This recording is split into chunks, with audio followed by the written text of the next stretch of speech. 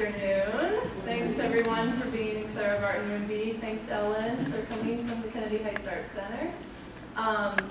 It is my pleasure today to speak with you about my learning over the past 10 months as it relates to my leadership style.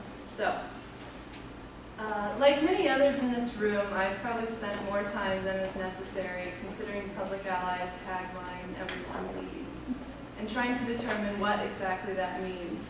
What does it suggest about leadership, and how do we manifest it for ourselves and for others?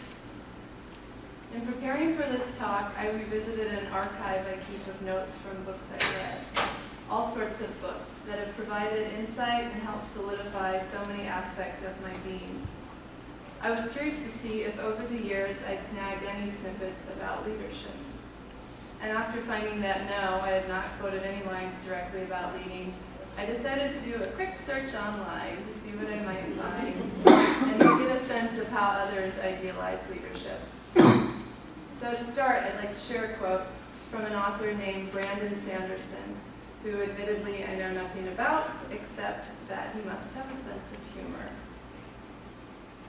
Mr. Sanderson says, "Personally, I like it much better when someone else does the decision making. That way, you have legitimate grounds to whine and complain.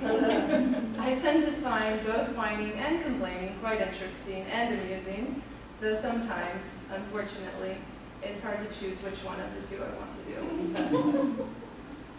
What I've learned this past year about my style of leadership, which I loosely describe in Public Ally's terms as Southeast, maybe I'll clarify that for others, loving and visionary, I guess is kind of Southeast description. And how it relates to my sense of community could never have been gleaned solely from the pages of books I've read.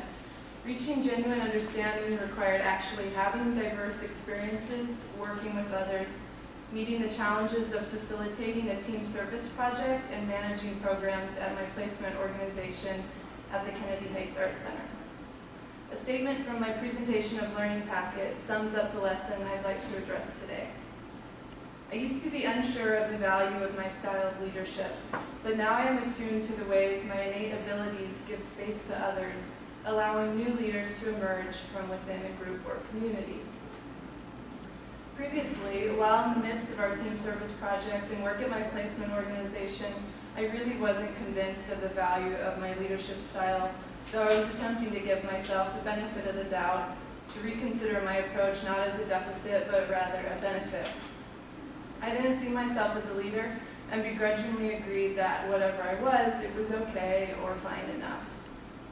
I was stuck on comparing myself to traditional qualities of leadership that are so ingrained, that to lead is to be confident, bold, visible, central, and fervent.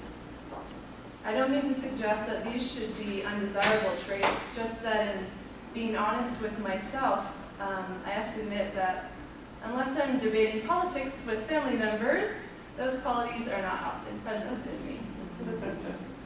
I wasn't sure how my alternate ways of being patient, flexible, accepting, and thoughtful could be translated to leading others in community. Furthermore, while I've enjoyed working with peers and in groups, I have consistently preferred working independently, finding the ongoing communication that is necessary to group work to be quite draining. I was reminded again this year that these are fitting traits of an INFP according to Myers-Briggs. So that's why I'm this way. Great, I don't have to attempt an explanation or apologize anymore. I can point to my INFP badge, which I don't actually have. Obviously, that couldn't be the conclusion on my twisted form of leadership. Then, quite unexpectedly, something that a fellow ally said to me, a compliment too generous to repeat, really struck me. And while I simply appreciated the positive value this ally imbued her comment with, I also realized that at the core of her observation, she had perceived things about me that I'd been discarding for so long. Traits that for years I'd been considering as mostly shortcomings. In essence, what she helped me realize was that my form of loving leadership manifests itself as a desire and an ability to define, create, and allow space for others. Spaces where we can each bring who we are and search and struggle together to identify ways we can contribute with meaning and purpose. It's through patience, flexibility, and acceptance that I'm able to envision and hopefully support spaces for others to grow and step forward within. Last night I did open one of my favorite books, The Prophet by Khalil Gibran, to see if it would offer any insight into the kind of leadership I've come to appreciate in myself. The following is pulled from the author's meditation on teaching. No person can reveal to you anything but that which already lies half asleep in the dawning of your knowledge. The teacher who walks among her followers gives not of her wisdom, but rather of her faith and lovingness. If she is indeed wise, she does not bid you enter the house of her wisdom, but rather leads you to the threshold of your own mind. This resonates with me and exemplifies the kind of leader or teacher I'd like to become. Throughout the past 10 months, I've had the opportunity to explore how I might continue to create spaces in which others can participate. My work at the Kennedy Heights Arts Center provides unending opportunities to do this, and while facilitating the team service project, I strive to uphold a space where diverse voices were heard, acknowledged, and at least considered. Though I've also learned how this is easier said than done, I reflect back with gratitude for the lessons gained and for those who are around the table with me shifting the power. So back to that haunting line, everyone leads. I know I'll continue to ponder what a space looks and feels like where everyone leads and subsequently no one follows. To me, that equation points back on itself. A space where no one follows must then in turn also mean no one leads. For some, this may conjure up images of chaos or apathy or stagnation, but instead I see a space where individuals are motivated and empowered on behalf of bringing good to both themselves and those around them. There's excitement and appreciation and acceptance and a willingness to contribute skills, vision, knowledge, and energy. That's the place where I want to be. I'd like to end with another quote by an author and educator named John Holt.